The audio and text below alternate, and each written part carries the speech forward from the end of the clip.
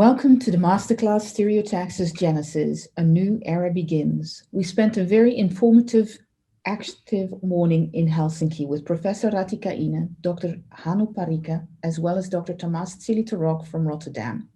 We are very happy to see so many participants online today, and we are looking forward to an exciting event in which we hope you will contribute with your observations, questions, and remarks. Please note that making recordings during the event is prohibited. Also, please be aware that physicians may discuss or present information on stereotaxis products or ablation catheters that may not have approval or clearance in all geographies. Always consult product labeling. It is now my honor to introduce to the new attendees our chairperson and main moderator of the day, Dr. Tamás Cilitorok, who is the clinical head of electrophysiology at the Robotic Lab in Erasmus Medical Center, Rotterdam in the Netherlands, and also a board member of SCRN, the Society of Cardiac Robotic Navigation. With this, I give the word to you, Dr. Tamás. The floor is all yours. Thank you very much, Marluz, for this kind invitation. Stereotaxis represents at this moment the major and leading technology in robotics in cardiology. So we joined our efforts and we do the second masterclass.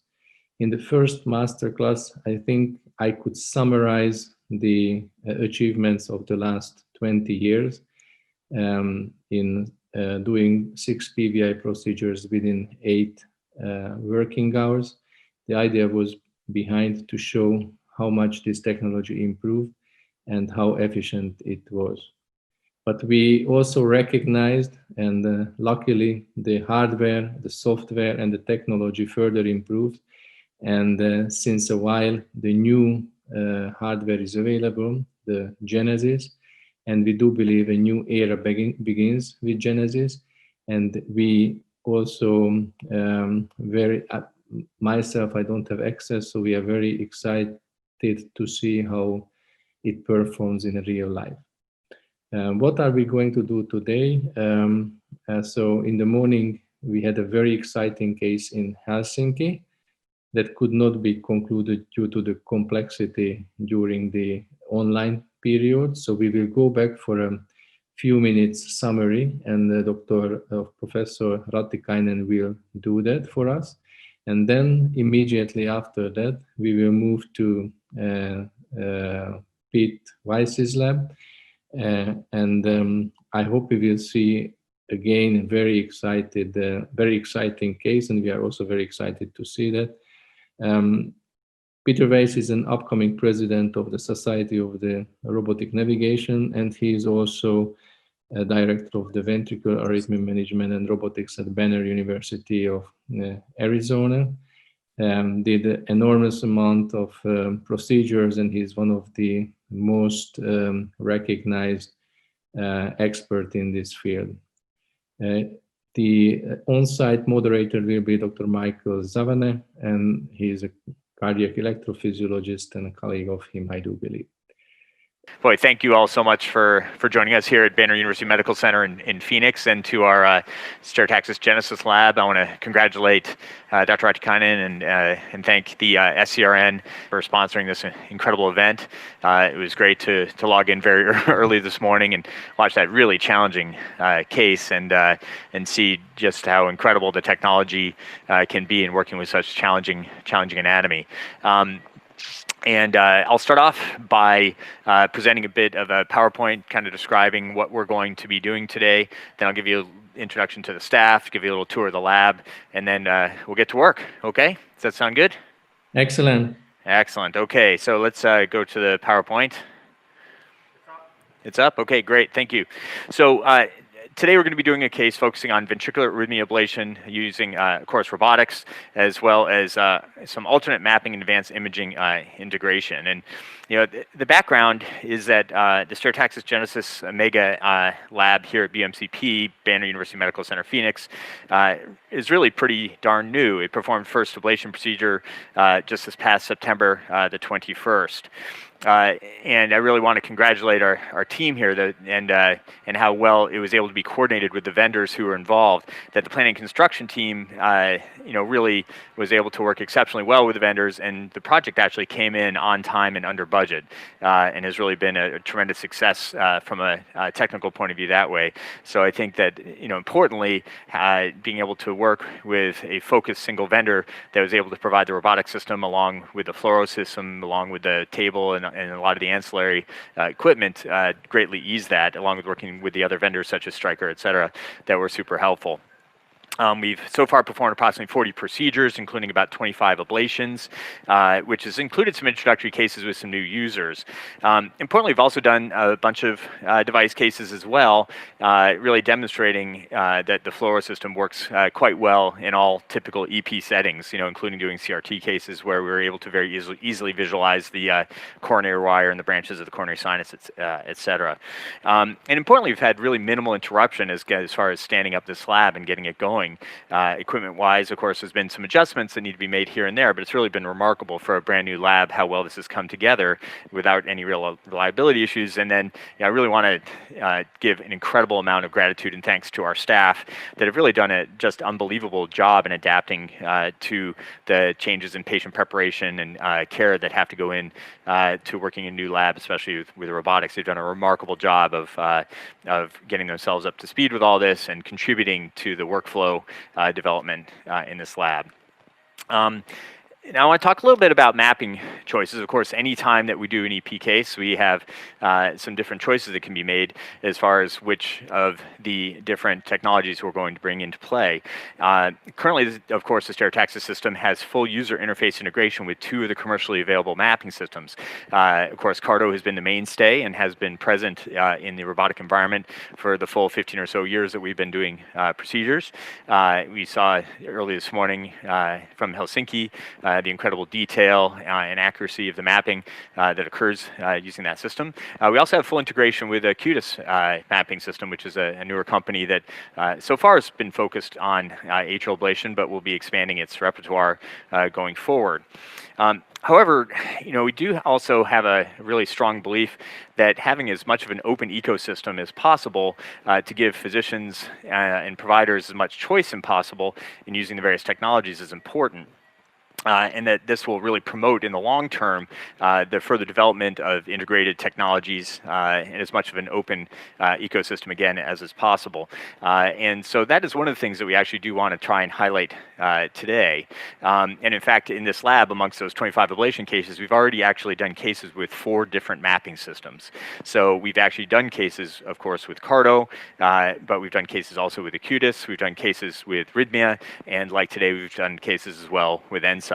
And so really trying to learn the workflows and move forward the technology interfaces as far as being able to continue to work in as much of an open ecosystem as possible going forward, and thinking about the future, of course, when we have new ablation catheters, new tools, how are we going to work in those environments most efficiently.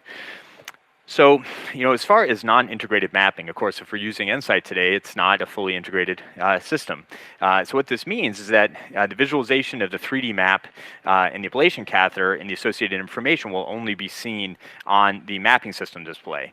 And the movement of the navigation vectors will only be in the RMT Navigant window. Okay, so typically, in the visual environment of the Navigant window, where we would see this, idealized anatomical model. In this case, this is a left ventricle, and the orange, we kind of call that the mango, right? So we have the mango, and we've got the eggplant, and of course, these are idealized models that don't truly represent that patient's anatomy, and of course, can be in somewhat different anatomical relation as far as what's LAO, what's REO, what's that actual configuration in the patient. So it's not necessarily precisely oriented to your particular patient's actual anatomy.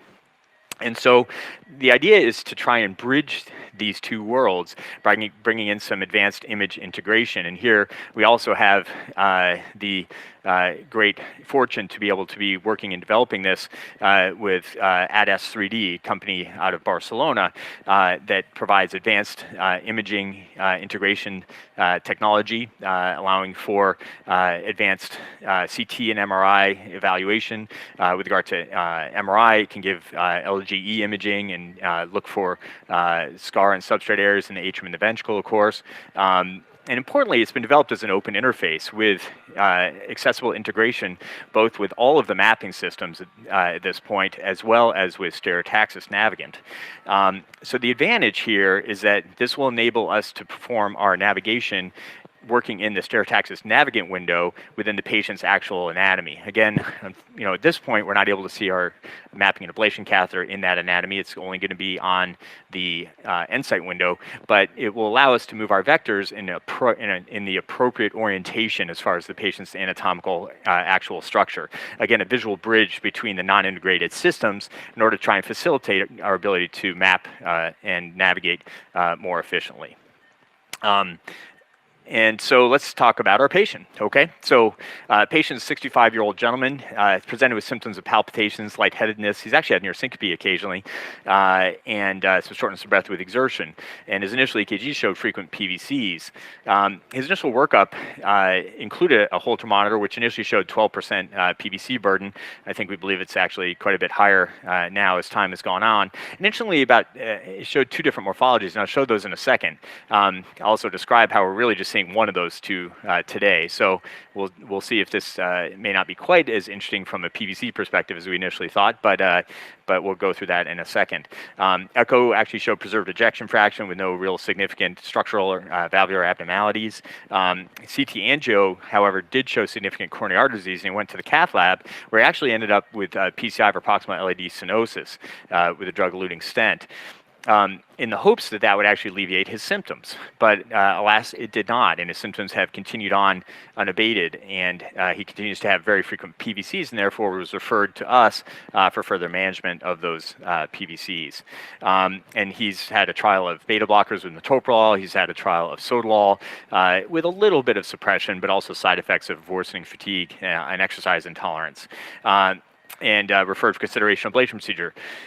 We did obtain an MRI scan, and of course, working it through the ADAS system, good for the patient, but maybe not as interesting for us, as he really did not show any late gadolinium enhancement. So he really has not had an MI, and based upon that, we're not going to be chasing after channels through SCAR and that sort of thing during this particular procedure.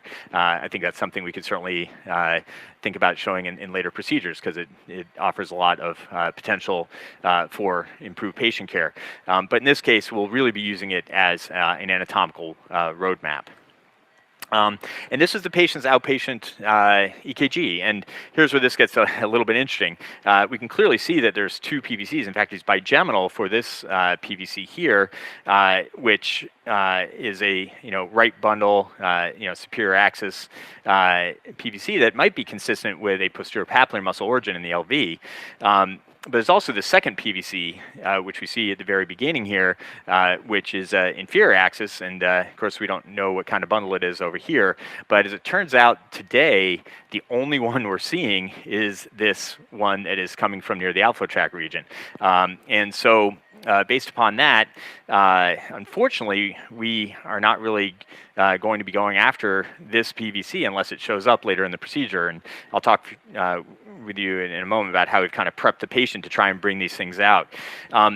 Typically what we'll do is in preparation in the pre-op area for a PVC case like this, we've taken to actually giving the patient oral caffeine. So he got 200 milligrams of oral caffeine about 2 hours ago. He, of course, stopped his sotalol 3 days ago. Here in the lab, we've given some isoproterenol, and we've also given a bolus of calcium to try and bring out the PVCs. And in fact, he did have spontaneous PVCs when he first came in while he was wide awake. We actually bring the patient in wide awake, get them all patched up, get everything in position, get them on the table, no sedation at all, but also don't poke them with anything sharp up front. And then once we've recorded PVCs to our satisfaction, then we get the patient sleepy and go ahead and get access. And then we use moderate sedation with local anesthetic, with the idea being that we can then titrate the sedation as needed to be able to see the PVCs. And of course, if the patient continues to have PVCs while they're sleepy, we can leave them sleepy and they have a better tolerance to the procedure. If they do not have PVCs while they're sleepy, in spite of isopril and calcium, et cetera, then we might have them wake up a bit later on. And then, a really important part of working in the magnetic environment, I think, which helps a lot, is to think, of course, planning-wise, about getting all the access you think you might need right at the beginning of the case. It certainly simplifies things. And so, for left ventricular arrhythmias, and again, I thought as I was writing this talk, we would be primarily chasing that potentially papillary muscle one. We typically work transeptally, and we'll typically use a Mullins-type sheath placed transeptally, where the tip of the sheath tends to sit right near the mitral annulus and allow us easy access to the LV. Now, one advantage, I think, of using that type of sheath as well is that it's actually fairly flimsy in comparison, for instance, to a steerable sheath. What that allows is once the catheter is placed in the LV, you can slide the sheath up across the mitral annulus fairly easily. I've certainly found it at times that a steerable sheath, like a large curl steerable sheath, might be helpful, but it can also be challenging, especially if the patient has larger atrium, where if you're trying to push the sheath in further, you'll find that the sheath actually pushes up into the atrium and pulls the catheter back instead of going forward. So in the end, we've kind of come back around to using a traditional Mullins type sheath for our transeptal work. In this case today, we've just gotten an extra venous access in case we may decide to go transeptal later on if that other PVC decides to show up. For outflow tract VT or LV Summit VT, the key, of course, is being able to interrogate all the important anatomy, which includes the RVOT, includes the aortic root, includes the distal coronary sinus, and potentially the basal LV as well as the bottom of that pyramidal space that sits in between all of that.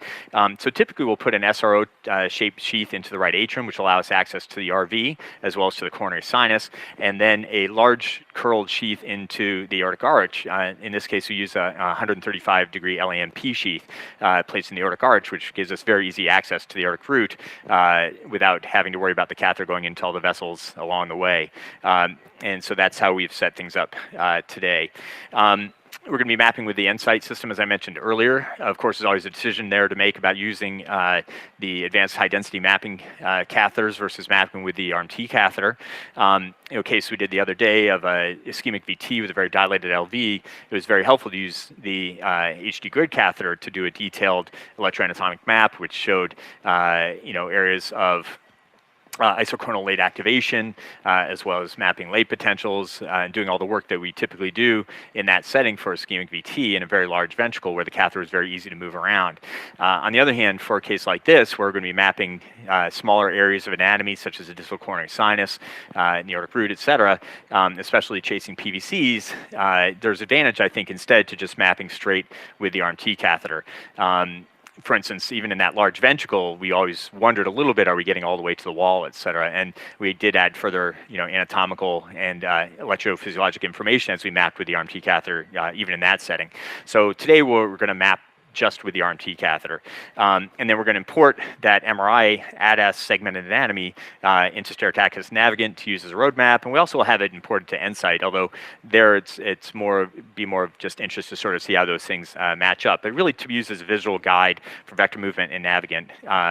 But it does have, of course, the potential for image integration into EnSite and the other mapping systems as well. And as I mentioned, there's no LG abnormality. So really it's being used for anatomical guidance. And very specifically for hours and hours of hard work, I really want to thank my good friend Mike Morris, who will wave at you from back there, who has just been absolutely key to helping us work with ADAS and putting together these incredible images, as well as all the issues with scheduling, et cetera, et cetera. We spent a lot of time doing that as well. So I do want to introduce the team. If you want to show the picture of the control room back there. There we go, got the whole gang, okay. So Dr. Mike Zawani is one of my partners in crime, along with Dr. Wilbur Sue. We are the EP team here at Banner, and he's going to provide some color commentary. Mike is also a new user to magnetic navigation. Done a handful of cases together, and I think we'll be able to address some of the questions folks might have about what it's like to become a new user, what the onboarding process is like, what his hopes and fears are, and challenges, et cetera. So I can speak to that as well.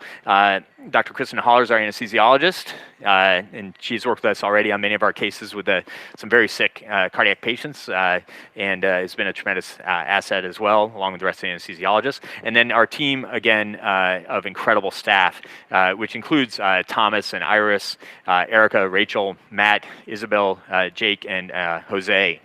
And then today we also have helping us from Stereotaxis, Jessica Fitzgerald, as well as Chaz Moody from from Abbott. So that's the team for today. And finally, I wanted to make a quick plug again for the SCRN.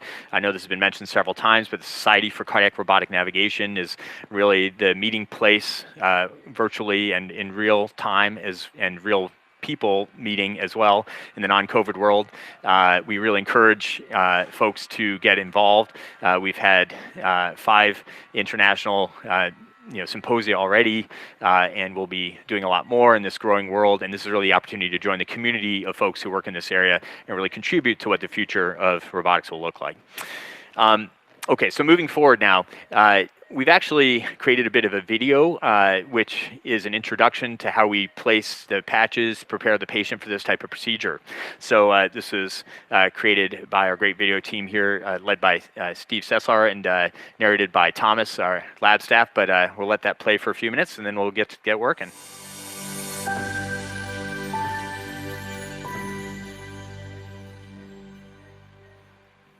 The back patch, or the system reference patch, is put on the lower back, and the green patch is put just below the 7th cervical vertebrae. The brown patch is centered on the heart by measuring the patient's inferior angle of the scapula, and then centering between the inferior angle and the spine. Is that Tony's back?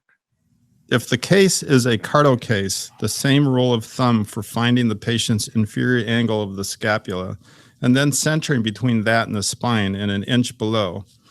Overlap the cardo patches with the patch being in a tight triangular fashion. Place the indifferent electrode or grounding patch on the patient's right flank and the back defibrillator patch on the posterior left side of the heart.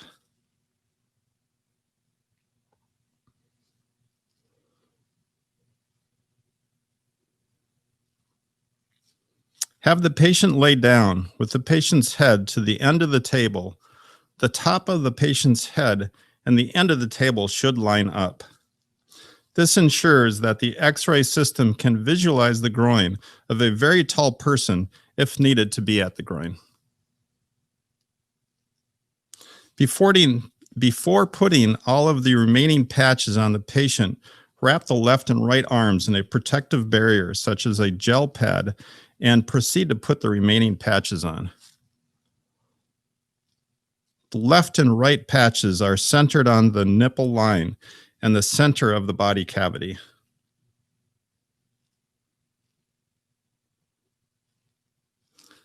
The white patch is at about the 4th intercostal space, slightly offset like the back patch, or approximately at the nipple line. Allow room for V1, V2, V3 to be placed on the patient, as well as the anterior defib pad placed on the right side of the patient just above the right nipple. With all the patches on and all of the EKG leads on the patient and everything working optimally, you can proceed with wrapping the arms of the patient with a towel or sheet.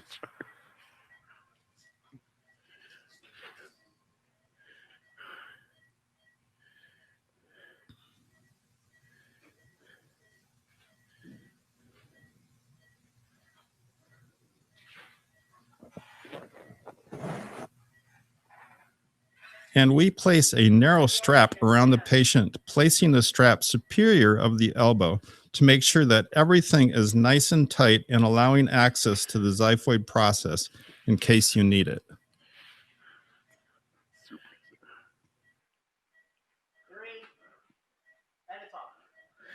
Great, thanks. So next I'm going to give you just a quick tour of our patient setup in real time here. And so, you know, as was just shown, we have the patient wrapped, and I'll say that we've already dealt with some much larger patients, and the team's done a great job of getting them all wrapped and in position well. In this case, we've gotten all our access on one side. We have, again, the SRO sheath in the right atrium for mapping of the RV and the distal coronary sinus. We have an LAMP sheath in the artery. Patient is heparinized, of course. And then we've got intracardiac echo, which is currently positioned in the right atrium. which will show you is visualizing the aortic root, tricuspid valve area as it goes out the RVOT. And then we have another access available in the vein in case we do need to go transeptal if that other PVC shows up, as I mentioned. Anesthesia, of course, is positioned in order to being able to swing in the magnets without any difficulty. One thing we will mention with the C-arm configuration with the setup here with Omega is that it is a fixed pedestal and the C-arm is fixed as well. One thing you do want to make sure is that you position the patient's head all the way at the top of the table, as was mentioned in the video, to make sure that you can get to their groin area. And with that, we'll bring in the magnets. And I think for those of you who are familiar with the original Niobe, you'll see that everything just happens a lot smoother and a lot quicker. Here they come. They, of course, have these pretty flashing lights, which is pretty neat. They start off blue. And they're quite easy to move in and out, of course, as need be. And as we go to 0.1 Tesla, we'll see that instead of the old system where they came in directly horizontally on either side of the patient, which provided, presented some challenges with bigger patients, in order to get the 0.1 Tesla now with these smaller but more maneuverable magnets, we actually have this right-sided one angulated as well. And then it turns a nice orange color when we're ready to go and gives you that nice tone. I will say for our larger patients, we've actually tilted the magnets often into a position such as this in order to more easily access or provide access to a larger patient. But this also would give you 0.1 Tesla in the other configuration as well. So, and then each magnet, of course, is independently maneuverable as well. And in one patient so far, we'd had to operate at 0.08 Tesla just because of their size. As well. So, but by having those magnets in different positions, it can give you some differences as far as fluoroscopy options and that sort of thing as well. So, have we already registered? Okay. So the final thing as we get going, and importantly, we have to move the magnets out again to do this, is to register ourselves to the X-ray system. And in order to do that, we're going to get LEO and REO images. The magnets don't have to be all the way out. That would be adequate there. And actually, I don't have lead on, so I'll orient stuff and you guys can step on the pedal from back there.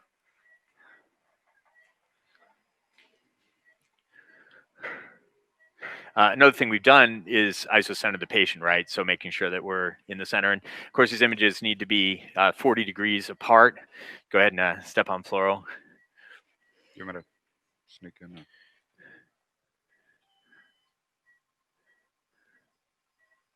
Let me know when you got it. Good? All right.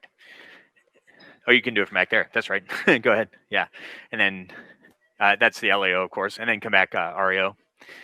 And again, just 40 degrees apart is all we need.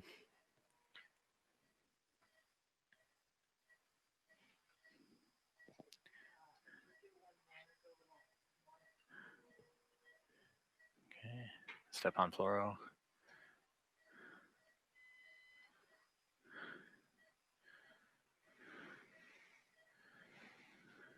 Okay, got it. Excellent. Okay. And then this registration then, sort of like when we use point notation on fluoro to draw lines and that sort of thing, this LEO REO then allows us to be fully oriented in 3 dimensions to the X-ray system. And then you mark the tip of the catheter, you mark the sheath,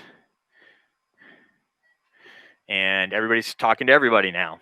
Okay. And then we can bring the magnets, move the fluoro system back out of the way. Good AP.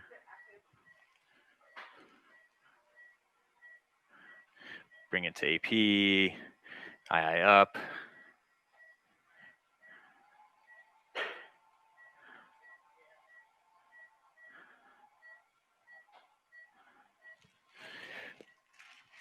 And then magnets in.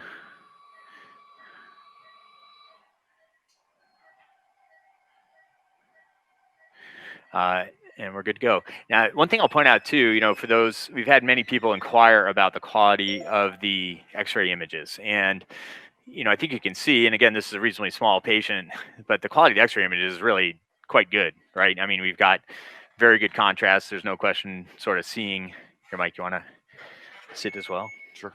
I'll give Mike the fancy chair. And so, yeah, so that, and this is just 3.75 frames as far as the fluoro goes, but we have really excellent fluoro imaging that way. Okay. Anyway, you guys following all that, Tomasz? Any questions at this point? Yeah, actually, it's very nice that you mentioned, because I wanted to ask about the fluoro quality. I had the impression that it's very good, so I just wanted to have confirmation for you, but you already did. Yeah. Maybe just a short question you mentioned, but if you can talk a little bit more about the reliability of this system after the first, I do believe it's 100 patients or something like that you did. Yeah, we haven't even done that many yet. We've, between device and ablation patients, we've treated probably in the 40 to 50 range or so. So it was about 25 ablations. Yeah, we really haven't had any major breakdowns. We've had some need to tweak things here and there, as far as, for instance, position of our big monitors on the walls and how the booms move and that sort of thing. But, after getting those things worked out, it's really not been a problem. Everything has worked well together. And that sort of long history of a decade of working between all these different systems, where if something's not working right, you've got, you got the X-ray folks saying it's Stereotaxis fault. You got the Stereotaxis folks saying that it's the mapping system fault. You got the mapping system people saying it's the X-ray system's fault. And whenever somebody changes software and that sort of thing. So I think having a single vendor involved with all of that has been a real benefit, as far as both getting the lab built in the first place, and then being able to get support when necessary. And it's all actually worked together quite seamlessly for the most part, considering that it's a brand new lab, right? I mean, I won't say it's perfect, but nothing ever is. And I think as close as could ever be expected, it's gone exceptionally well. Thank you. All right. So the next step then we're going to do is, I think, so the way we've organized our Odyssey screen here, and are we showing the Odyssey there, Steve? Okay, great. Yeah, so here, of course, the Odyssey, you can see, everything. And it's a really amazing system. And I do want to point out really what's so special about it as well, which is that there's plenty of companies that make big displays where you can show a lot of video feeds, right? And show kind of everything. But this is quite unique in the fact that the mouse is actually active in the actual pane of the original system that's working in. So sitting from the Odyssey console, I can actually go into the pacing recording system, and if it's hooked up correctly, now I actually prefer my mapping people to go ahead and do the mapping, so I actually don't have it hooked up, but you can actually go into the mapping systems and do the mapping yourself if you'd like. I have that not set up right now because I don't want to accidentally go in there and mess things up. And so but it's same thing with the X-ray system. We can go in and work with that as well. And so it's really a live interface through all of the different systems in the EP lab from a single cockpit, which is an important thing. The way we've set things up here, then, of course, we have the 3D mapping system. We have our pacing and recording system. We've got integrated echo. We've got our hemodynamics. We got X-ray, which is de-emphasized in the sense we really don't use a ton of fluoro once we get everything in position. And then this was going to talk about as far as navigation. Typically, we'd have to work just in this. I don't know what we want to call this one. It's not really a mango color. It's not really an eggplant color, but the RV, this kind of Smurf creature. Okay, and so I think that if we can figure out a way to navigate in a more realistic anatomy, that's what we'd like to do. So the next step I'm going to do is actually import the images, and it's VTK file, which is nice because that's sort of the universal talking interface between different data streams. And so we're going to go here and import surface objects, and then we've got our USB drive here, which we're going to browse and click here. All right, there they are, and go OK. Then we're going to select all these guys and import them. Okay, and boom. Okay, so now we've got the patient's full MRI anatomy in proper orientation loaded in. And, you can already see right off the bat that if both of these are AP, I can scoot this one over a little bit just for a moment, that this is actually the patient's real orientation, not this. Okay, and so if I were to do all my navigation using this, it would be a little bit confusing, I think, and less efficient, and give me less information to navigate in this made-up orientation, as opposed to really being able to navigate in the patient's true anatomy. And then, of course, in this case, we don't necessarily need to see all this anatomy, right? So we're going to focus on the RV, and so we can probably get rid of the right atrium. We can get rid of the left atrium. We can get rid of the LV. For now, we can leave the aorta on there because that could be important, of course. And eventually, we'd want to see the LV under there too, potentially. But let's see how much of the coronary sinus we have. Oh, nice. We actually have a little bit of the coronary sinus ostium, maybe the distal. Well, it's a little hard to say. Okay. Oh, I'm sorry. That's left coronary artery. Okay, good. And then that's the coronary sinus down there. Okay, so we actually have a coronary sinus ostium even right down there, which is a really nice thing about this particular patient's anatomy. And so we actually can now navigate directly using that. And I think that's kind of where we'll start. Any other comments about that setup? Yeah, again, we would like to ask the audience to ask the questions via the chat function or the Q&A session. And if you don't see it, I will always tell it to you. Personally, it's a very interesting observation you just mentioned in the schematic RV model. I have a feeling that this AP orientation has been changed in the last years, and I never understood why, because you just pointed out it's not really matching with the reality. It would be nice if it goes back to the real, let's say that realistic AP. But anyway, it's not that much disturbing, but it's a very interesting thing. The other question is, in this case, it seems that you have, do you have a fair amount of PVCs actually? Yeah, we're actually having a reasonable amount of PVCs. The patient is fairly sedated at this point, but he's on one of isopril. And so, yeah, they seem to be coming along, continuing to come along here. So, yeah, so that's, useful for us to go ahead and start mapping. And the other thing, it's not to threaten you, but when I look at the history of this patient, and especially when you had the bigemini with the different morphologies, it rings the bell for me for poor Kinja, and then I would say good luck today. It makes it challenging, right? But I have all confidence in you. I appreciate that, Tomas. Yeah, I think it is a. In fact, is there? Yeah, so these obviously are just from catheter, right? So they have nothing to do with our PVC, right? So we're already mapping according to I was trying to find you a hiss here, actually, Chaz. Haven't seen a really good hiss yet. Usually it should be right in here somewhere. And, and again, my focus then is going to be quite a bit on the EnSite screen, right? But again, being able to look over into the anatomy screen and see that I'm actually navigating,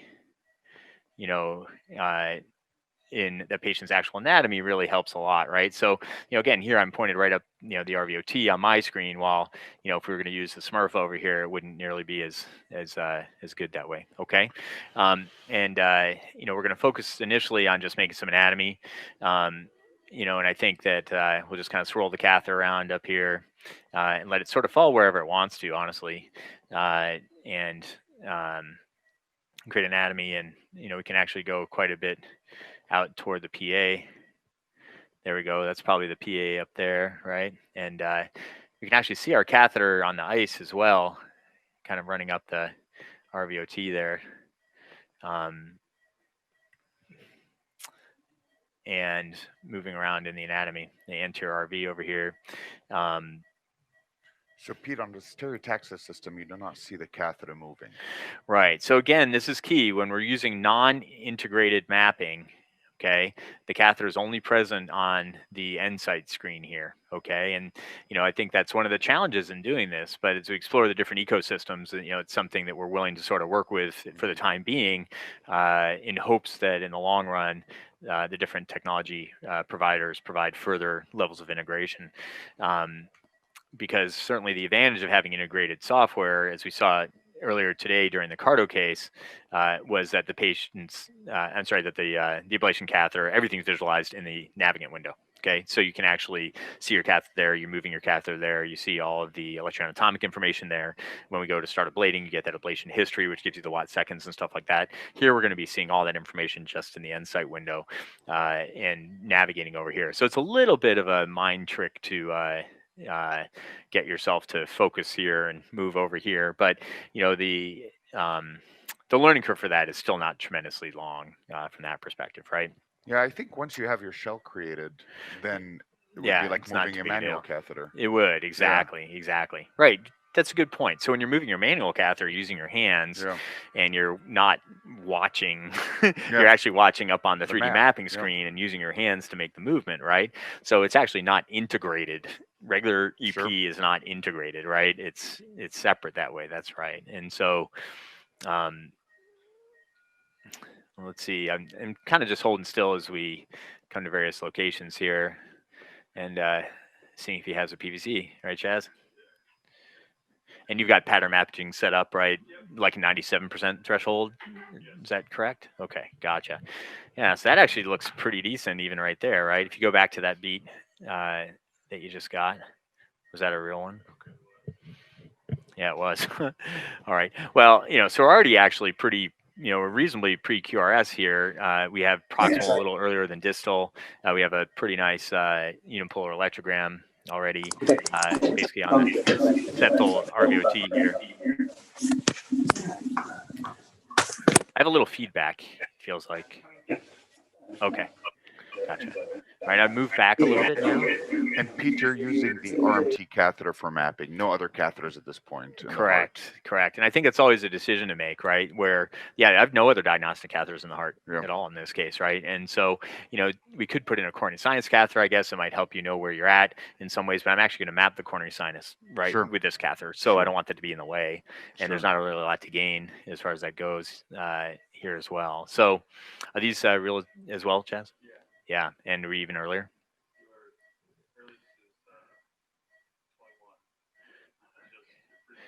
Wow, and that unipolar is incredible. Okay, yeah, all right. So why don't we mark that spot? But I think, you know, for the sake of being complete here, I mean, so I'll mention this, and Dr. Zwani and some of our staff have actually seen this as well, where, you know, we've only been doing this procedure for a couple of minutes here, and frankly, we may be in a spot that would be a reasonable place to ablate. I think two of our staff, Rachel and Tony, visited us when I was working in Utah, actually, and we had a PVC case like this, I think, right, where the whole procedure was over in about half an hour because we actually just got right on it, right, and ablated. So but we will definitely want to keep on mapping, and again, you know, continuing to work in this orientation. You know, my eyes are moving over toward the 3D map a bit. I'm sorry, toward the imported anatomy a bit in order to help me orient myself as well. And you know, we'll just stop here for a second and kind of try and bracket this a little bit further. You know, and as a new user, I've noticed that with the RMT catheter, there's much less ectopy in the outflow tracts compared to the, you know, high density diagnostic catheters like the Pentaray, et cetera.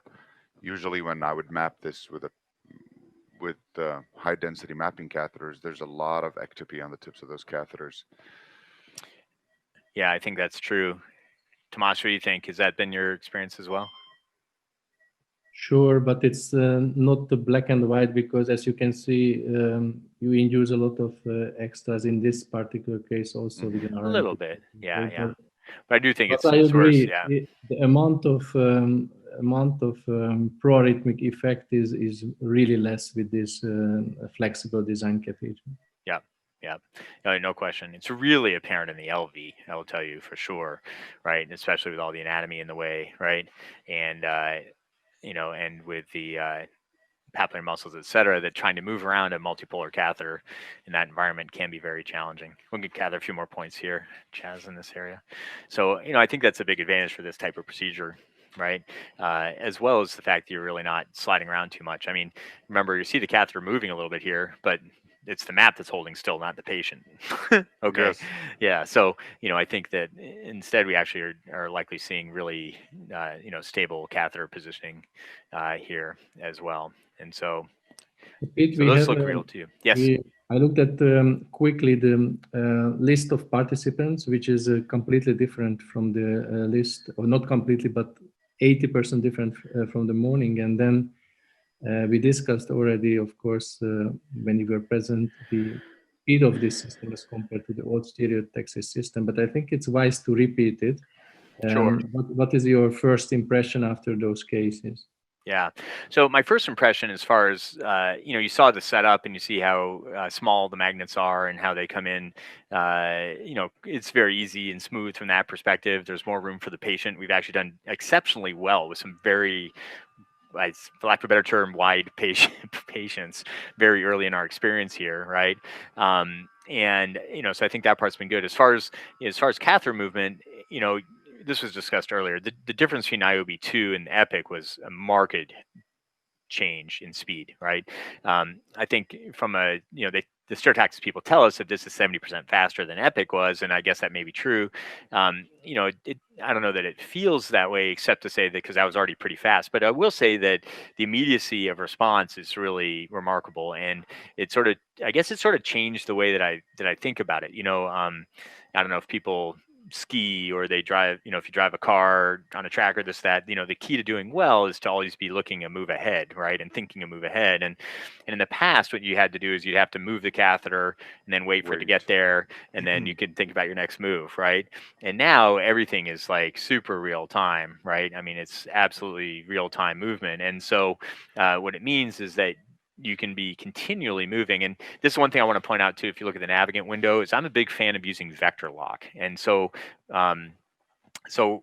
without vector lock turned on, what you do is you left click on the mouse on the arrow and you move it, then you let go, and then you move it and then you let go, and then you use the wheel, of course, to come back. I have my mouse wheel set at 2 millimeters per click here, which is nice for doing detail work, right? If we're making a big map of a big area, you might make that 5 millimeters just to collect anatomy, but for detail work, I like it around 2. And so that's traditionally how it's done. You click, go, click, and go, click, and go. But if you hit the control button and click on it, you actually then lock. And I don't know if you want to show my mouse hand here, Steve. All right, thank you. So the beauty of this is that once vector lock is on, you can actually move the vectors around just by moving the mouse around on the mouse pad without actually interacting with any of the buttons. Okay. And then what you can do is you can have this finger free while you're still moving around. You can actually move the catheter in and out. Okay, so I can be moving the catheter around, I can move it in and out, all in single motion. And then if you push down on it, click down, you actually rotate your map. Okay, so by having vector lock on, I can drive all over the place, I can move the catheter in and out, and I can rotate my map all with a single hand. Okay, and so that actually gives you a lot of freedom of interaction with the system, right? And really helps speed things along, especially in working in the atrium. So, in any chamber. So I end up using vector lock almost always, and it's got some safety features, like if you mess up and your coffee's spilling or something, you go out of the window, okay, it actually turns itself off, that sort of thing, okay? Or if you don't move for like 10 seconds, it'll shut off too, right? I can't remember how long that is now, but it'll eventually shut itself off as well. If you kind of lose concentration or you're answering the phone, there it goes, shut itself off there. Okay, so I know that not a ton of users use vector lock. I guess I don't know in your experience, Tomasz, if you're a vector lock person or not. I know for our new users, it's a little intimidating, I think. What do you think, Mike? Have you been attracted to the vector lock thing, or you feel more comfortable doing bit by bit to start with? Yeah, I do feel more comfortable bit by bit. I think vector lock is the next step forward. But as a new user, no, I liked it without vector lock. Yeah. So I think it's just something, it's just another option, right? Yeah, it's another yeah, tool yeah. that's available to you. And so, so that's the key. And so we've done a pretty good job mapping the sort of septal RVOT here. Maybe we haven't gone fully posterior. Is that right yet, Chaz? Got some points back here. Yeah, I can go one back here, but I'm sure it's not as good. We're obviously already homing in on where it's at, but again, it's nice to create a bunch of anatomy, and I am a fan of getting all the information, right? Let's try and measure twice and cut once, so to speak, right? And let's try and find really the best spot. I think we all know that spot was already pretty an attractive ablation target over there in the RVOT. But I think that's is there much else anatomy wise that we haven't sort of got a sense of here in the RVOT? Do you think is there kind of lower down on the septum that we need to go, or? Looks like you're fairly well bracketed. I think it's pretty well bracketed, right? Okay, gotcha. All right. So, next step will typically be this: is that as I pull out, sometimes I'll try and see if I can find myself a hiss like that. Okay. Maybe a right bundle potential coming into a hiss here. Okay.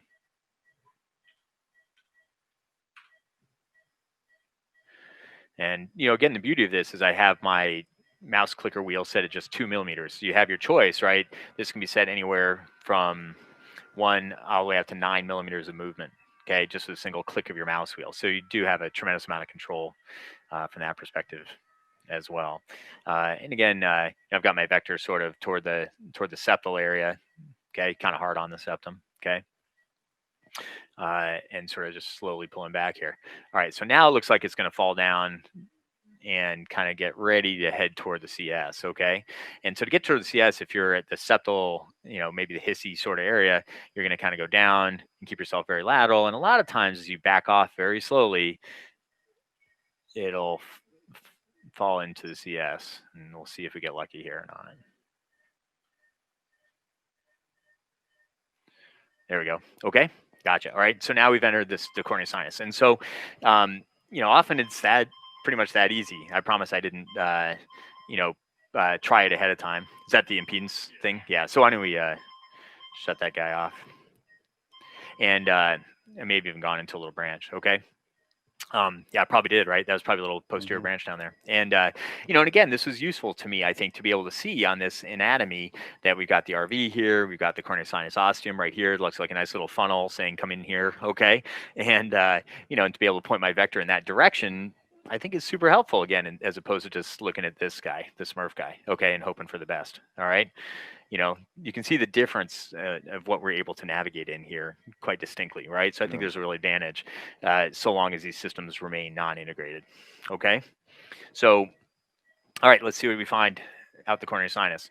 And so let's see how easy it is to drive out here. So you got a separate map going here for the CS there, Chaz? All right, cool, thank you. And sometimes it's easier to go out than others. Often patients have a valve, and sometimes you got to kind of wiggle the catheter back and forth to see if you can get it to go out. Come on now. So it's feeling like it's up against a valve. And so I'm going to kind of bring my vector back more parallel and sort of scoot myself back a little bit. You'll find that if you're up against something and you keep pushing in, that it'll actually prolapse itself back out, right? So now if I push in, it may start to back itself out, right? See, it's backing itself out. Okay, that's when I was pushing in. Okay, so as you learn to navigate there, you'll actually find that you need to not push in anymore and instead pull out and see if we can get it to go up a little further again. Okay, boom, there we go. All right, let's see if there's a different branch. That's that lower branch again. Okay, when this guy's ready for his bi-V, I guess we'll be able to see what his CS anatomy looks like. Let's see if we can get it to go past here now. There we go. Good. What? So you're advancing. So I'm advancing and I'm moving my vector around what I imagine the CS direction is going to be. Okay. Sure. And you can see we're getting really pretty far out here already, and there we go, all the way down the AIV. Okay. So, if you kind of, that's pretty remarkable. And, I wouldn't necessarily do this, but just for the sake of anybody out there without lead on. Okay. It's going to give you a quick fluoro shot here. All right. So, we're all, that's an AP fluoro shot. You can see we're pretty darn far out there already, right? And it really gives you a tremendous amount of flexibility. Let's see how far we can go. Look at that. All right. So, we're going all the way down the patient's AIV here. All right. And so that's pretty remarkable. And, of course, the beauty of this is that we have again, a quick fluoro shot to show you. Yeah. Okay. So that's all the way out there AIV. And obviously we're not going to be doing ablation out here. Impedance is like 9 million or something. Okay, yeah, but the fact of the matter is that we are able to map these areas, quite easily, and maneuverability is really terrific. And when we do think about the anatomy that we're dealing with when you're talking about this outflow tract region, you really are dealing with this entire pyramidal space that sits in between the RVOT, the LVOT. The coronary sinus is going to be on the anterior part of that. In fact, you want to rotate around a little bit, Chaz, just sort of looking exactly, right? Yeah, you can sort of see that space that sits between the coronary sinus here and the RVOT. And of course, a nice thing about mapping, and even if I think this is likely to come from the aortic root in a coronary cusp, I actually like to make a RV map and the CS map, because it really gives you a lot of great anatomical comfort as far as where you are. What do you think about that, Mike? Because now we know that aortic root is going to sit right in between those. Okay, when we go and map that. So. And out of the few cases I've done, a couple have been outflow tract or summit arrhythmias, and it's surprising how nice and easy it is to map the coronary sinus compared to a manual catheter. Again, I don't want to jinx it, but I waited to say that till you're all the way out. Yeah, it's not always that easy, but a lot of times it is. Yeah, right. No, yeah, and you worry less. Well, that's the thing too, right? I mean, you're not going to poke a hole in anything. And I think, when you're thinking about being a new user, how much does that weigh on your mind, and how much of a benefit is that to know that you're not going to poke a hole in anything, right? Does that kind of play in for you? Yes, of course. Yeah. Yeah, So, we fully agree here. Oh, it's rotating. Well, sorry, you have a big echo going on there, Tomas. So it's Tomas, you have a big echo. it's not me. Is it me?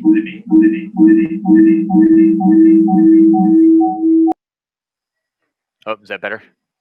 Okay, can you hear me, Tomas? Yes. So Okay, it wasn't me. I hope you found. Oh no, it's fine. We're good now. Yeah. Any comments at this point? No, I completely agree, and that's also our routine. The way how you do, we try to map, especially in these morphologies. Yeah. All of the three parts: RVOT, this distal CS side branches. In this case, I might consider to try really to go as close as possible to the hottest spot on the RVOT. To go to the spot in the RVOT, and to see the local electrograms there, and to see which is earlier. From within the CS, you mean? Yeah, within the CS. Yeah. Well, I've sort of been moving back and forth, and Chaz has been mapping already. I know, right? And looking at the electrograms, right? And did you say that you are not going? You wouldn't ablate here, or? In the coronary sinus. Yes. Yeah, no, we're not as early over here for sure. And no, I mean not in this case, but in general, you. Oh, in general, no, I would. Oh, of course, yeah, no, I would. And it just depends. What's our actual impedance here? Yeah, exactly. 400, right? So that's the issue, right? And so, with impedance of 400, you're kind of in trouble here from that perspective, right? There's some tricks you can use if you, say we actually had our best mapping here. Anatomically, we're basically right across the way. Is that right here? So far, that we're about as close as we can get, and we can see we're not nearly as early. So luckily, it's not as appealing. It's not likely that the target's going to be right here in this particular case, but often it can be, of course. And is that our earliest spot in the CS there? Yep. The triangle or the square? But I think with an impedance of 400, you got a real problem here, right? I don't know how you would do that when we have an impedance that's maybe in the 200s, and you want to try and work with it. What we'll typically do is you can actually start your irrigation early by about 5 seconds, and I think that helps a bit to reduce impedance locally, sort of plump up the vessel a little bit, and then obviously ablate very gently and hope that you can get enough energy into the tissue to be effective. But with impedance of 400, that's a real challenge. Any thoughts about that? No, I agree. Although that high, I never really see. Yeah. Well, okay. So this is one thing we were discussing a little bit earlier too, is that the impedance is a little higher using the EnSite system as well in the current configuration, and that's something that we're working on as well. I want everybody to be aware too that this is all a lot of a work in progress. Now I know that there are quite a few centers that do use EnSite mapping fairly frequently with RMT, including WashU, Dan Cooper and their group, and so. the way the setup is currently with the Gen Connect, there's a single back patch, right? As opposed to what can be used as a double back patch for some of the other mapping systems like Cardo. And so the baseline impedance is actually a little higher to begin with in this case than it would be with some of the other mapping systems. So if you're used to seeing a baseline impedance of like, I don't know, 90 or 110 or 120 or something like that, here we're kind of getting the 180s for baseline impedance. So that might be something to work on in the future as well. I think as you mentioned, the beauty of this system is the speed and the comfort. We see how comfortable you are, but of course it should not be slowed you down that we are live. So if you just feel so like the next step, so I wanted to show the CS and this is our normal workflow. Okay, so now the next step actually is to go to the aortic root, okay? Because we'd like to now see what the mapping looks like right in the center of all that, okay? And so, you know, we've already got the access in, right? Because we were trying to think ahead, so that actually helps quite a bit. And actually, sorry, what I'm going to do, in fact, Mike, if you'd like to just push just make the vector straight down, okay? Yeah, just straight down to the ground. Yeah, there you go. Excellent. And then, you know, we really don't need floor or anything for this. I'm going to put on some gloves. And move the catheter from the SRO to that LAMP sheath.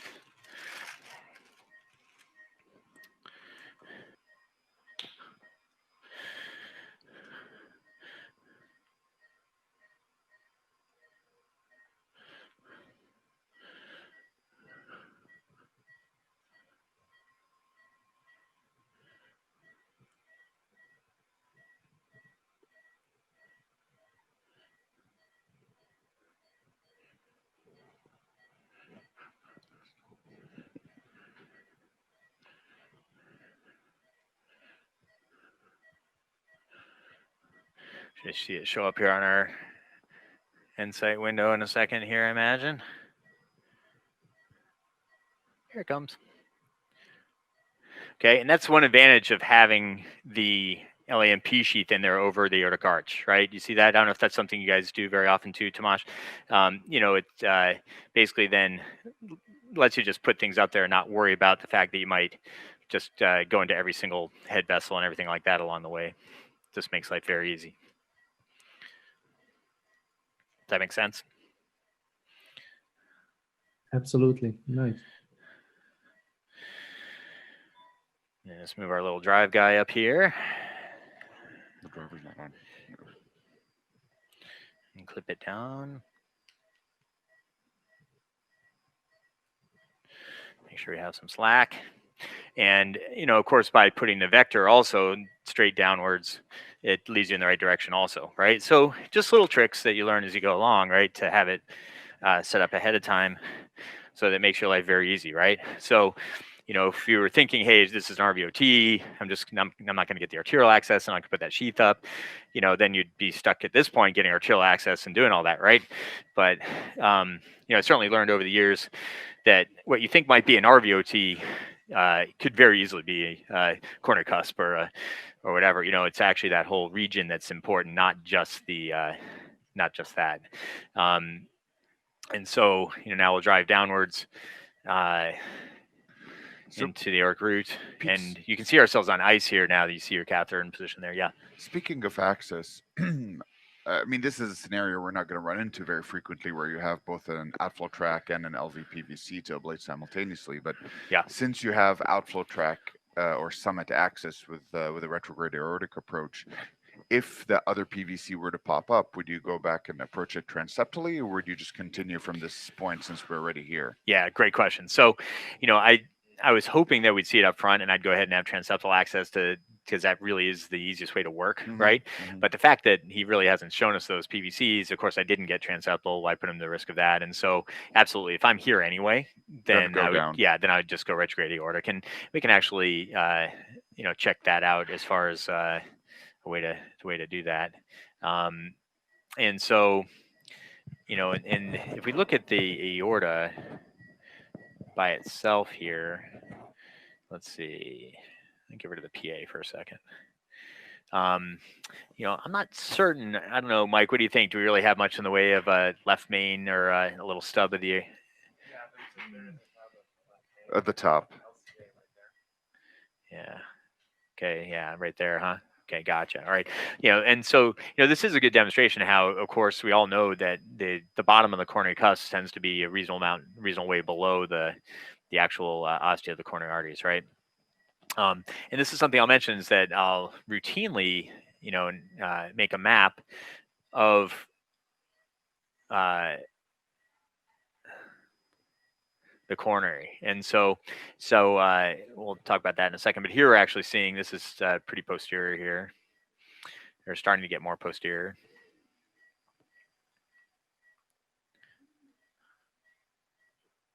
Okay, we have mostly atrial signal there, right? So that's probably non-coronary cusp back there, right? And then...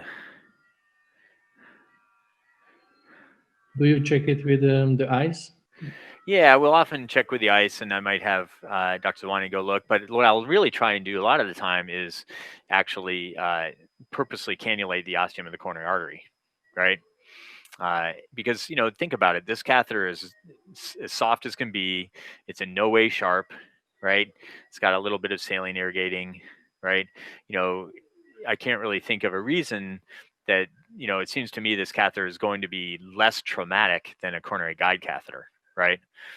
And so, for the most part, the ability to go ahead and map the coronary artery itself is another advantage where you can, it's nice to look on ice for sure, but in the end, if you can actually map the coronary ostium itself, then that's a nice advantage. So, do you have thoughts about that? Have you done some mapping of the actual coronary artery in that way? You ask me? Yes, sure. Anybody? Yeah. No, actually, I try to avoid it, but because it doesn't feel good. But I can tell you one interesting story where we actually did, and there was a patient similarly to this, but after an arterial switch operation, and he had an outflow. Oh, wait, there we go. Yeah, probably out the RCA. Okay. Yeah. There you go. So, just come right back. Okay. So what there you go. happened, we needed to ablate close by, and because that's after surgery and you are not sure about the distances and also the change in anatomy, I asked the interventional cardiologist to actually do an angiogram, a very experienced guy. Couldn't find it, and he just came back half an hour later, and he saw on the picture, because we could map it with a catheter. Yeah. So I took a look. That's probably the left main right there, right? Is that headed out there, Chaz? On the other hand, actually, I didn't ablate there because if something happens, the guy will not find it second time as well. Yeah, right. Well, the nice part about that then is once you've identified where they are, now we know, okay? And then, and of course, in this case, I think our mapping is going to be such that it's not going to likely be here, right? We're certainly a lot later here than we were on the right. Is that correct? Yeah. So, but just to map the whole route. Now, I think I may have actually gone in the LV. Is that correct? Yeah. Okay. So now we're in the LV, right? Okay. So, this is a nice thing about RMT also. Okay. And so you fell in the you fell in the RV. Oh, I'm sorry, it fell in the LV. And so, great. If we wanted to map the LV now, we can just play around down here and map the LV, and and we can actually, as I'm coming back out, we've got a nice roadmap as far as where to go, right? Through the valve, right? So, again, it's a nice floppy catheter, so not like to be an issue. But okay, so let's put the RV back up and take a look. And here's some territory we haven't really mapped. But of course, if we look at our earliest spot on the RV, if you put up the activation timing over there, we're really nowhere near, right? It's very clear that the best mapping's way over on the RVOT in this case, right? It's very interesting, though, in this particular anatomy as well, don't you think? It seems like sometimes things are a lot closer than this to each other, right? But it seems like there's a lot more distance in between in this particular case. You know what I'm saying? Oh, back in again. Right? I don't think there's aorta that we haven't mapped. Right? I've kind of gone over. If I put the RV back up here. Oops. There we go. Yeah, Gotcha. based on the 12 lead, I would have guessed maybe it's a little bit more septal of a PVC, but it appears to be more anteroseptal. Yeah, anteroseptal. Yeah, on the yeah, outflow track. yeah. Kind of in the middle there. Yeah. As you look at lead 1, it's kind of got some positive, some negative, right? So it's a little hard to tell, right? So the more positive is, the more posterior it'll be, right? For boneheads like me, that's how I remember that, right? Lead Yeah. 1, positive, posterior, both start with P. And so, yeah, exactly. And so, I think that, we've mapped the aortic root pretty well, but it's interesting how much distance there is in between these two anatomies, right? Still, and that in this particular case, the aorta, let me put the PA back up here, is really quite posterior, right? Here's an AP view, okay? So in this particular guy, look how posterior his aorta is in comparison to his, Mike Morris, is that a little bit unusual? They're sort of more lined up a little more like this usually, right? Yeah, so, this patient his anatomy is a bit rotated. And again, that's why our Smurf view over here really is not very accurate at all in this case, right? Where I think this is super helpful. And to know his real anatomy, it's worthwhile to have done this, right? Even though we aren't able to do everything in the navigant window, we're actually seeing quite a bit. So, all right, so we've kind of got our sense there. We mapped the ostium, the coronary arteries, so you can sort of see, the safety of that, and we know exactly where they are, right? And if we were to think about ablating over here again, yes, I would go out and adjust the ice and get a better picture of exactly where my catheter is in the base of the coronary sinus. But again, knowing where we are, if you want to look right below the right coronary artery, you can see, hey, you know what, I'm not actually in it, right? I'm near it, but I'm not in it, that sort of thing, right? You can see how discrete our movement is here, right? And as I kind of scoot back in that region, so. All right, so I think it's probably time to go back over to the RVOT and see what we find, Sure. right? You want me to put it up? Okay. Yeah, do you want to put Yeah. on some gloves and just swap it over? Okay, thank you. And Pete, I would like to comment also on this. I think it's fascinating how big the variation between patients in terms of the distance between RVOT and a cusp. And in Yes, some patients, actually, they are almost touching each other. absolutely. And That's right. And I think one of the, although it's difficult to assess scientifically, but my experience in this case is if you don't get it from the RVOT, these are the ones who are failing. Yes, very difficult. When they are very close, then you mostly get it from the cusp. And in this case, it can be true summit if you don't get it from the RVOT, which would be an unfortunate situation. That's true. That's exactly right. And, we've certainly had cases where, and again, the key is to think about this pyramidal space, and again, it's even more obvious actually on the EnSight map here than it is on the MRI in some ways. But, if you look at my MRI image here with the mouse, right, you have this space that lies right in between here. Okay. So you're between the septal RVOT, you got the aortic root right on the other side. The coronary sinus, of course, came up and around right in front. So you have the anterior aspect of that pyramidal shaped space. And when you go down into the LV, below it, and then curl back up underneath, then you end up on this anterior basal LV, and that's the bottom of the pyramid, right? If that makes sense, right? And so I think that's really the truth of these PVCs is that they're not actually RVOT or LVOT or whatever. Instead, they all come from somewhere related to that pyramidal space, in the center of all that anatomy. And we've certainly seen some cases where you actually end up having to map and then ablate actually all different sides of that pyramid. I've had at least one case where I had to ablate all 4 areas. And I think in that case, I don't know if you ever got to the origin, but the patient did very well because I think we eventually closed all the doors and windows. Right? Does that make sense? And the other nice demonstration, what you just did with this case is how poor predictor the ECG can be, and why it's really important to map all of the 4 chambers. Yeah, I think that's correct. And again, that's why this tool is so useful here because, and again, you can sit very comfortably here right next to my mapper. We can communicate very easily and you can navigate all of this complex anatomy. I mean, we know when the moment you look at the patient's 12 lead EKG, you know within a couple cubic centimeters where this is coming from, right? We all know that because they're all EP doctors in the clinic. But the reality is that the anatomy involved with that couple of cubic centimeters is incredibly complicated, right? RVOT, aortic root, coronary arteries, distal coronary sinus, which is sort of that anterior epicardial space, the basal, LV. So You know, so I think being able to navigate all flush that from there, anatomy the with A-line? confidence and with ease The is a A-line key to flushes it being from there? successful with these procedures. Yeah, hold on one Right. second. So Yeah. I think that's really an important I would like point to make. Yeah. draw your attention. Our board member has a comment, and maybe you can correspond to this because it's also very nice. Who's this?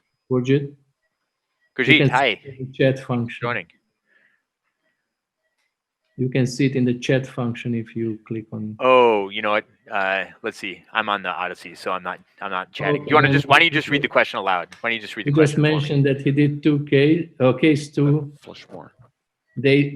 a case 2 days ago, where a left main and the LAD were mapped easily, which gives for him an accurate distance to ablate in a GCV junction without a coronary angiogram. Ah, right. That's a great point, right? So you could map out the LAD and actually see exactly where it is in relation to the AIV, right? And make your decision there about ablating in the distal coronary sinus and know where you are We related. also don't do coronary angiograms anymore because after the first 100, you gain experience and confidence, and then you know the distance, especially if you are in the bottom of the cusp. Make sure you get it all set up. Yeah, no, I think that's right.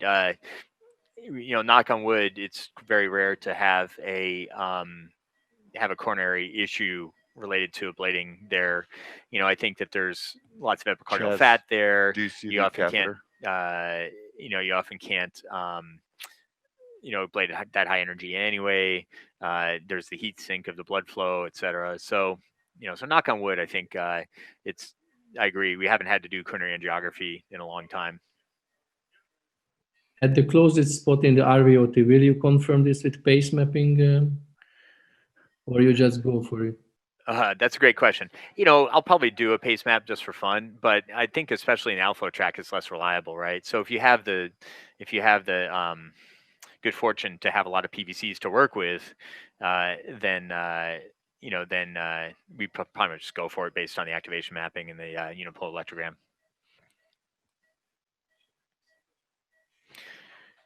And getting it all set up out there. And this is part of Dr. Zawani's training now to actually have him learn how to manipulate the catheters in and out of the sheaths. Pete, give it a try. I think we're in. Sorry. Okay. Oh, yeah. Thank you. Look like things are happening.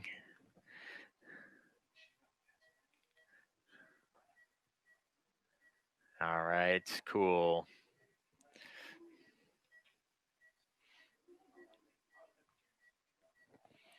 Oh, that's interesting. I wonder if we actually got a different view on the hiss here, just for fun. There we go. There's a really nice hiss there, actually. Yeah, let's just hit update on that guy.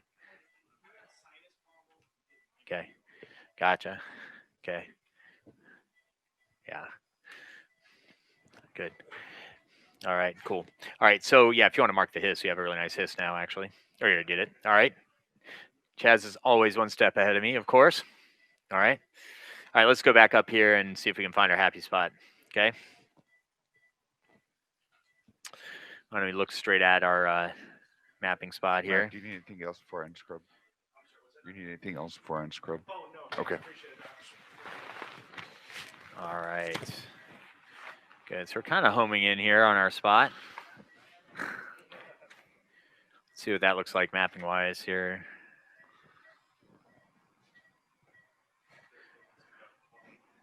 Distal's 20 ahead. Okay. You know, is this where we want to kind of scoot a little more posterior?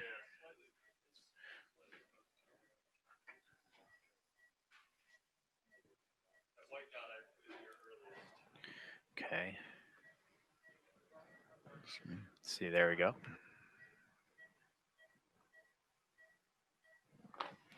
Wait for another PVC here.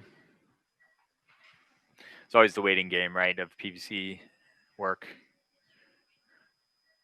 Staring at the screen and waiting for one to happen.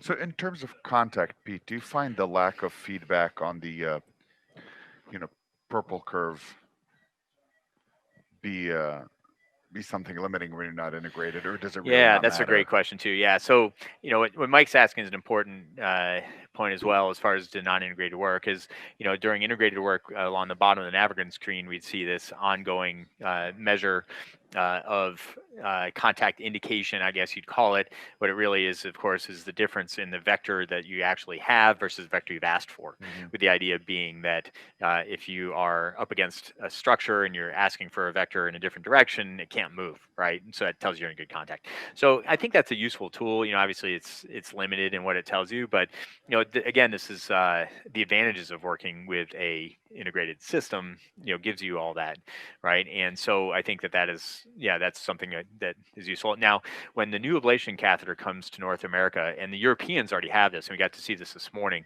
they actually have a contact indicator that's going to be coming with the catheter that is based on about 20 different parameters, including impedance and it includes those vector parameters, but also includes local impedance and that kind of stuff as well. And basically is a 3-stage indicator where you get a sunburst where you get nothing for, you have no contact, okay contact, and good contact, and just tells you those 3 things, right? And again, there's been a lot of work put into that to show that it's very reliable as far as indicating good contact. Sure. So that's going to be a huge step on, right? And I think that Tomasz will tell everybody that that's really a key to his extremely efficient AF ablation, right? Because that when you're ablating, you're in contact, right? Yes, absolutely. Every time when I can, I confirm this. Yep. And so let's see how we're doing here. So we're getting pretty close to that spot, right? Let's see if we get another PVC here. There we go. Wow, that unipolar is pretty tasty. Yeah. Okay. And how far PQRS are we? Okay. Well, I think it's probably a pretty good spot. Okay. All right. What is the timing here? Because we don't see it. Yeah, we're about 25 milliseconds pre-QRS, or 25 to 30 milliseconds pre-QRS. We have a unipolar that's straight downward. I don't know if you can see on the Odyssey, if you look at the bottom of the EnSight screen, there's a unipolar electrogram there. It's going to be pretty small to see, but it's basically straight down. Although it's down during sinus too, which is interesting. You said ACT is 296? Yeah, it's perfect. Yeah, that's good enough. Yep. There you go. Boom. All right. There's a good one. Can you guys see that? I don't know if you can see the bottom of the navigant window there. I'm sorry, the bottom of the window on EnSight. Right. So, yeah. So we set ourselves at 40 watts. Yeah, and temperature 43. Yeah, that'd be good. And then what's the impedance cutoff? Okay, good. Yeah. Okay, that's fine. Okay, let's go on ablate.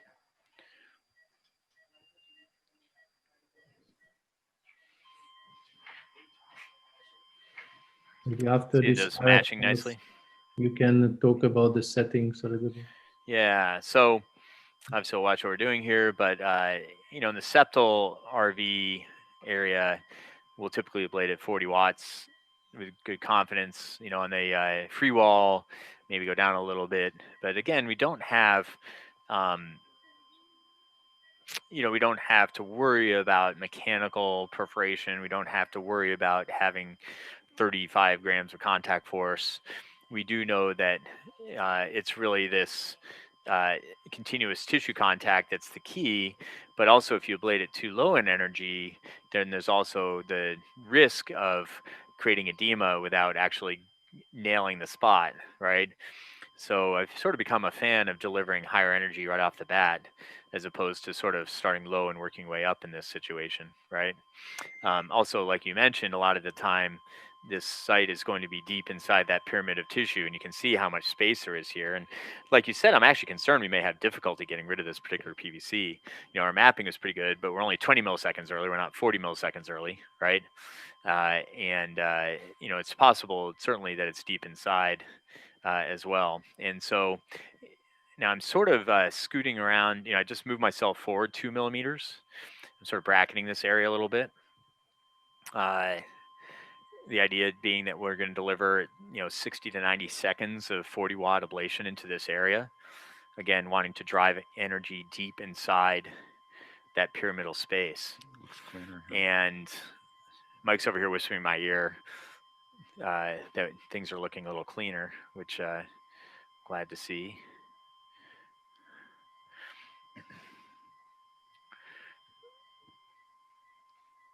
And that's 120 seconds of continuous ablation there.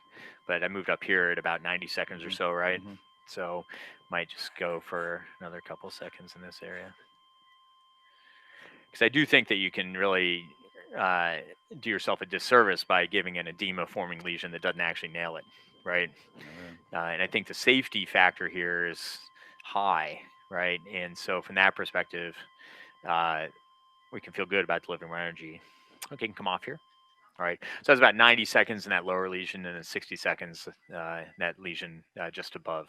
And again, all that took was one little click of a mouse wheel to move myself up 2 millimeters, okay? And I guess I would challenge anybody to try and do that reliably with their hands in a stiff manual catheter. I think that's just part of the challenge there. In fact, I had saved about 5 or 6 really complex cases for Pete when we first installed the system. And I remember some of them struggling so much with them when I did them manually. And then after we did them with Stereotaxis, I walked away telling Pete, I feel like I just cheated. This was too easy. In fact, the words he used were, I feel a little bit dirty. Yeah, that's true. But it felt, yeah. It was much more satisfying to see beautiful results. Yeah, and these were procedures that you'd already tried. Yeah, I mean, with manual catheters. Yeah, a couple of them were referrals who failed 3 or 4 PVC ablation attempts, and a couple of them were my own that we had tried over the course of the past year. And knowing that we're going to have the system in, I saved them and promised my patients that we're going to have a better tool at some point. You know, I used this in training 10 years ago. In 2010, and we used the first generation system, and I recall till today how slow the feedback was. As you advance, you wait, you advance, you wait, you move, and as a trainee, you want to use your hands and you want to get your hands better. So we shied away from using the system, but the advancement has been tremendous compared to my previous experience. Well, that's just me tickling here, I think. Let's see. Coming out all together. There we go. So I just wanted to pull back and not tickle anything.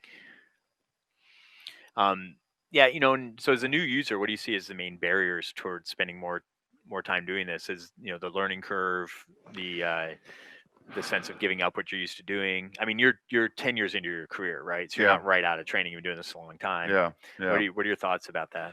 You know, I think breaking old habits is usually, you know, and comfort and getting out of your comfort zone is the biggest hurdle to me personally.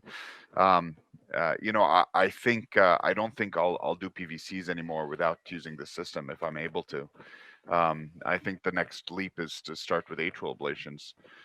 Mostly it's just comfort. You know, initially when you start something new, you try something new, you're always worried about safety. And the safety aspects of the system have been very, you know, gratifying, to be honest. And it's just breaking barriers of old habits and conditioning. Yeah, Tomasz, what are your thoughts about that and training new users and fellows and or bringing in some more senior operators to start working with it? Yes, in our center we have a similar say that policy as you guys. In terms of VT, PVC, nobody uses manual catheters anymore, only when it's necessary from the logistics point of view. So maybe the room is not available, but then the one who has to do it is not very happy, I can tell you. So actually, it's the same experience. In terms of fellowship, I think it's very important that everybody learns both approaches, because unfortunately, I hope it will change, but still the availability of the system is quite limited. One thing is, of course, interesting that especially the RVOT is one of the locations when you wouldn't expect large difference between the manual approach and this, but still our experience is similar to you. For one of another reason, it's still better. Well, two of the procedures we've done already, because of having the system here in this big city, we were getting a lot of referrals for adult congenital, actually, which I don't have nearly as much experience as you do, or Pekka for sure. But we've already done two repair tetralogy Yes. below VTs, right? And Mike actually brought one over where he'd attempted with the manual catheter, but simply couldn't reach into that dilated RVOT. Why don't you describe your Correct. So experience the about that? Yeah. RVO, the right ventricle and the RVT were so dilated, and you know, because it's a tetralogy repair, we assumed that the VT is really patch related, right? Re-entry involving the patch, and the first time I tried to map it, I had the Agilis sheath, which I don't use that very commonly, but I had an Agilis sheath all the way out into the outflow tract, and the manual ablation STSF catheter, and could not achieve reasonable reach or contact with the catheter, and then 8 months later we brought the gentleman back, and we just did it a few weeks ago, and really the VT was behaving a lot more like an automatic outflow tract VT, to our surprise, and we ended up for the lack of a better term, nailing it from both the LV and RVOT simultaneously. It was really a very deep septal VT origin, and in fact, he presented an incessant VT, and it was a great example where, dexterity or lack thereof and limitations of the catheters were overcome by the system. It was very nice, and actually, I just saw the gentleman in the office just last week, and it's been a month, and he hasn't had any ventricular tachycardia, where he had been incessantly in it, on and off at 100 beats a minute. So it was nice to see, and I think we've done two tetralogy flow patients thus far. Right, Yeah. just in a short period of time. And so I think that those are examples of cases which are really challenging to do without the system. I guess, the big transition is to move from doing these, specialized cases, right? We're going to bring ones that have failed otherwise. We're going to bring really tough anatomy and that sort of thing, congenitals, et cetera, to instead being also more of an everyday tool, right? Yeah. And so, again, I think Tomasz has done so much work in showing, in doing 6 PVIs in a day, right? Showing the incredible efficiency, and I certainly, in the case series that we were able to publish of over 600 patients, the time for doing a PVI case is exactly the same between manual and robotic, and just take some practice and getting up to speed with that, right? But once you do, there's no reason that it has to be any slower, and in fact, in the future, it'll be faster. I think Tomasz, in your lab now with the contact indicator and all this, right? Yours faster than your cryoballoon cases. Is that correct? Yeah. Yeah. And if you think logically, if it's better for the VT, there's no reason not to be better for the rest. For the rest as well. Sure. Right, exactly. And oh my gosh, that brings up a point. This whole idea that people will say, oh, you don't have enough contact to make a good ablation lesion, right? That's just insane.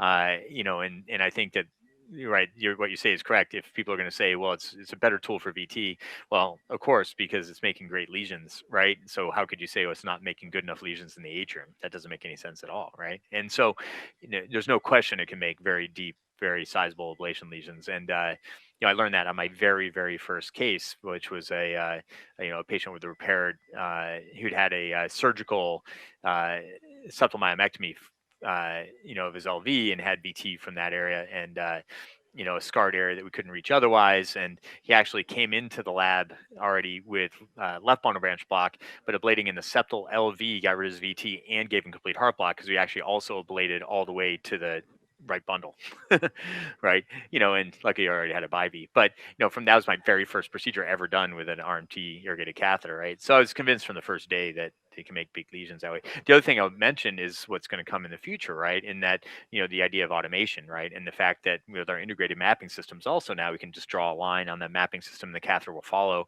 And it still has a little ways to go, but once we integrate contact indication into that with and I think that going forward, being able to draw the PVI path that you'd like to follow, and let the system do more of the work, and take human hands in the error that comes with human hands out of that to some extent. I think it's not so many years down the road where we will hopefully achieve that. Hi, Pete. I guess it's also something to do with the confidence of applying the right energy settings, and that Sure. may be the way why it's different in VTs, because I think people have a lower threshold to increase the power to an appropriate level when they do VTs, and maybe some centers are still under performing because of the lower energy setups, and Low as soon energy in the atrium. Yeah. correct that in the atrium, it will be much faster and much Do you want to better. turn up, put isopril at Hi, 4 Pete and for 2 Thomas. minutes, Do you then hear turn me? it down. Yeah, and then just for a couple minutes, then turn Hello? it down, just a test. Yes. Yes. Can you hear me? Yes, who's this? Yeah, this is Pekka. Great Pekka, work. hi, thank you, welcome. Yeah, we were following the case with the Hannu, and it's great work that what you did it there. And may I have a short comment about the learning curve and what is the problem? We have some centers in the Scandinavian area also that they stopped using the system completely because they are telling that it's too slow. I've been telling every time that take a fellow, put the guy doing the AFib ablation, for example, with the stereotaxis. It takes 30 cases and he can do it well. Take the fellow, put him doing the AFib cases manually. It takes 100 cases and still he can't do it exactly the same way every time. So I think that the problem has been that we've been having the bosses are using the system. They've been doing 2000 manual AFib ablation, for example, and then they are starting to use the system and they're getting bored that this is too slow. But we'll have to think about the future. We'll have to think that how fast the younger guys are learning, and I'm completely positive that it's much easier to learn to do the ablation with the stereotaxis than with manual catheters. What we did it in the past in Tampere, we had a couple younger guys, they started doing AFib ablations with the stereotaxis. They learned it quite nicely. Then they switched to manual ablations. They already knew what kind of anatomy they should be getting there, and everything was very, very fluently. So it helps also to do the manual cases when you're doing this, and this is so safe that it's a nice way to do it. But we shouldn't be thinking that, okay, you have to compare a guy who has done 1,000 cases and then starting to do it first cases with the stereotaxis. So I think that there's some centers that they gave up because of this problem, that it takes a little bit time, but the learning curve is much steeper with the stereotaxis. It should be acknowledged. And I really like these robotic systems that it has to be the future. Yeah, and as far as safety and teaching fellows, I mean, I remember my first day at UPenn, right, trying to map in the left atrium and, putting the catheter in the left atrial appendage, and Marslinski shouts from the back, "You're out of there, you're benched," right? Right, because on my first day, put the catheter in the atrial appendage, as the attending, you're scared to death, right? I mean, that's, and so, I think that from the safety perspective and the confidence of the training and that sort of thing as well. And then the other thing I'll mention from that perspective too is if you, again, look at our control room here, and I don't know if you can show that, Steve, for a second, but, and so, we've got Mike here, Zawani, we got Mike Morris here, we have, Rachel here. Okay, now we can shut it off. Thank you. If one of these are my fellow, the other beauty of this is that we actually have the attending sitting shoulder to shoulder with the fellow and looking at the electrograms. And if we were doing a complex case to evaluate electrograms and, complex SUT or pathway case or whatever it might be, the ability to actually go over all this very closely. And, the mapper's right here. There's no shouting, back and forth in and out of the room, trying to direct, what's going on. So, I think that there's a lot of teaching that can be facilitated as well by this setup. Obviously, we need to do everything, but in doing manual cases will still be the standard for people to have to learn. But to mix this into the training, I think has tremendous potential for improving even the cognitive growth of our fellows and trainees as well. Yeah, and it's very nice example what you said, because if my fellow puts the catheter with a stereotaxis in the appendage, I would tell him or her, just stay there and make a nice map of it. Of the appendage, exactly. Well, and so actually I can let Mike tell the story, because another interesting case that Mike brought in was a young lady with an incessant left atrial appendage ectopic atrial tachycardia. Right? Yeah, it's a young lady, 32-year-old, I believe, who had recurrent episodes of incessant ATAC every time she would be pregnant, and then came to me in consultation because she wanted to try and get pregnant again, but didn't want the drama that had happened every time she'd had a previous pregnancy. So went to the lab and actually mapped an atrial tachycardia from the left atrial appendage, and in a non-previously AFib ablated patient with a automatic focus or triggered focus. Really, first time I see it in my career, to be honest, coming from the left atrial appendage, and ablating it, mapping it was not an issue. Honing in on the epicenter of the tachycardia was not an issue. It was just achieving enough stability on a highly mobile structure to achieve meaningful lesions. And as you can imagine, sometimes in the left atrial appendage, at least I'm shy with the amount of energy using, especially with a catheter like the STSF catheter, and I would ablate it, and it would terminate. It would accelerate, terminate, and go dormant, and then come back a few minutes later. And really, I ended up doing an extensive ablation of that left atrial appendage location. I did not want to isolate the appendage in a young adult and have him condemned to antisystemic anticoagulation for life. And I even mapped it in the coronary sinus, and it was it was very interesting how the coronary sinus just traversed right underneath the lobe of the left atrial appendage. I tried ablating, although it was later from there, and did quiet it down significantly, but could not really satisfactorily say, well, I think we knocked it out. And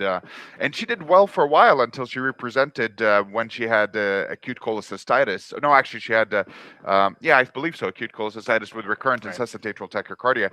And I told her in follow-up that once we have the system, if this becomes an issue again, I'm going to try and do it with the system, and brought her back, and Pete mapped the left atrial appendage extensively, and really honed in on that lateral lobe of the appendage, and in fact prolapsed the RMT catheter into the appendage against the posterior wall of the ridge of the appendage, anteriorly onto the anterior ridge where I had difficulty ablating, and had a beautiful result. Yeah, it was neat because it was all about catheter stability in that case, right? We wondered, was the problem with mapping or was the problem with ablation? And I think the thought was that the problem was with ablation, right? And then a stiff ablation catheter sitting on the ridge of the appendage, as on the rim of the appendage that lies above the mitral annulus and goes into the appendage. How do you get the tip of the catheter just on the other side of that rim and have it be in a stable position with a stiff catheter, right? And so we ended up doing, as Mike said, was that the distal portion of the RMT catheter was actually angled sort of from inside the appendage back out toward the rim, and just behind that, the flexible portion of the catheter was actually prolapsed into the appendage and created incredible stability there. And it was literally 3 seconds of ablation. Terminated that tachycardia and was never seen again. So, but I think the confidence in being able to maneuver in that kind of anatomy as well, right? Because I'm sure that every minute that you spend with a stiff manual pull wire catheter in the left atrial appendage, your blood pressure is like 20 points higher, and and you got a 30-year-old woman on the table, and so I think that's always something that's on your mind, where you just don't have to think about it from that perspective.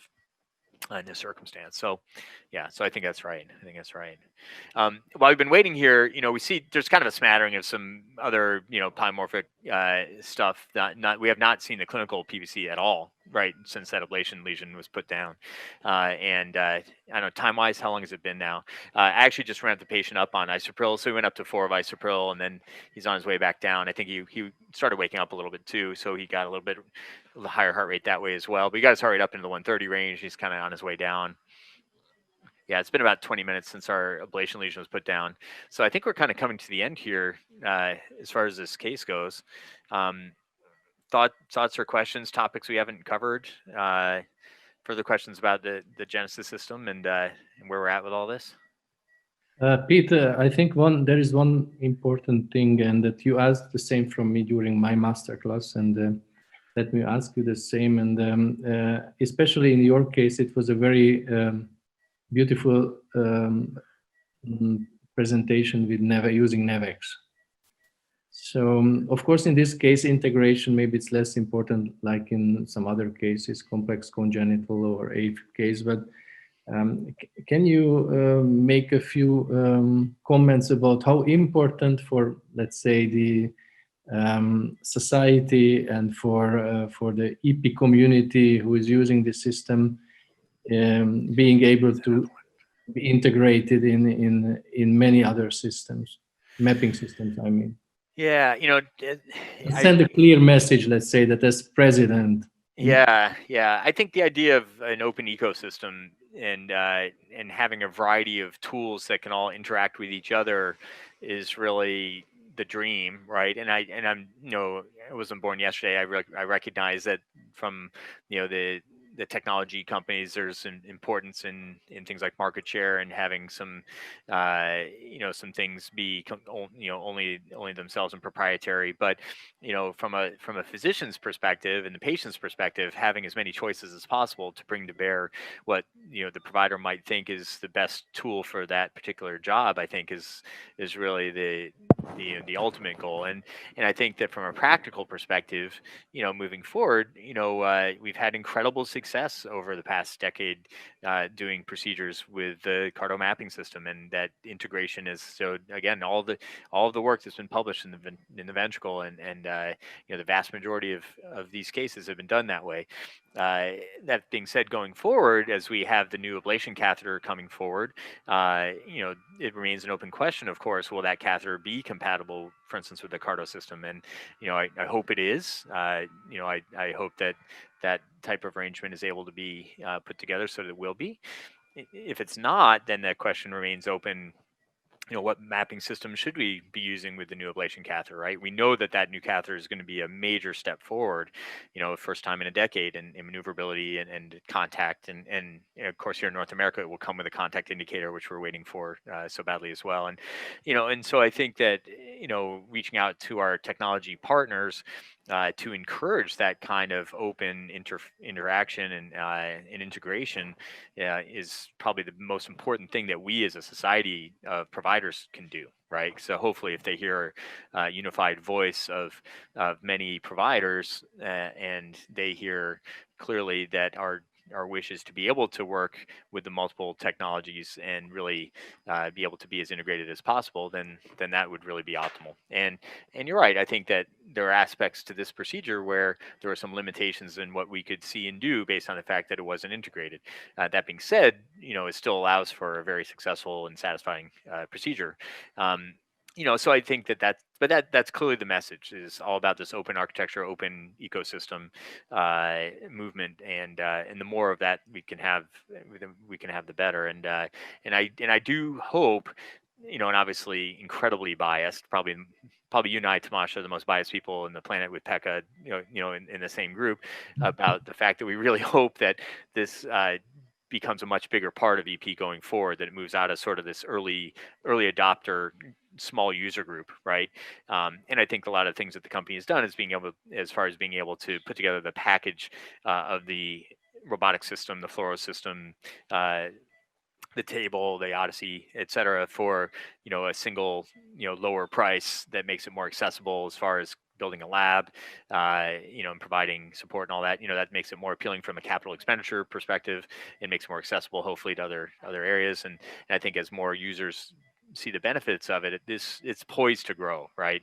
This is a time in our world where automation and robotics continue to take precedence in so many areas of our lives, including in medicine, right? And so I think it's just our time, right? And it feels that way. And so I think that inviting our other technology partners, in particular the mapping and catheter making partners, to join us in that, it's really the time to do that. And I see the society and our unified voice as really being the best tool for achieving that.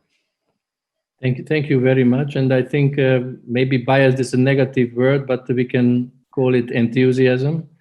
And I think you're... Sorry, I'm talking too much. I made funny faces because I felt like I was just talking way too much. I apologize.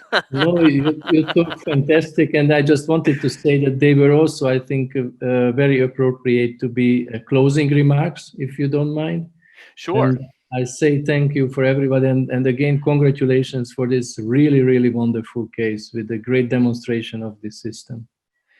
Good. It's more than our pleasure. We're very, very happy to participate. I want to again thank my entire crew here, of all the staff, all the support people, anesthesiology, Dr. Morris for the imaging, the folks from Insight and Addis and Stereotaxis as well.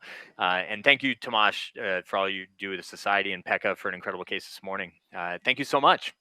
Exactly. Thanks, Pekka, and for Helsinki team as well.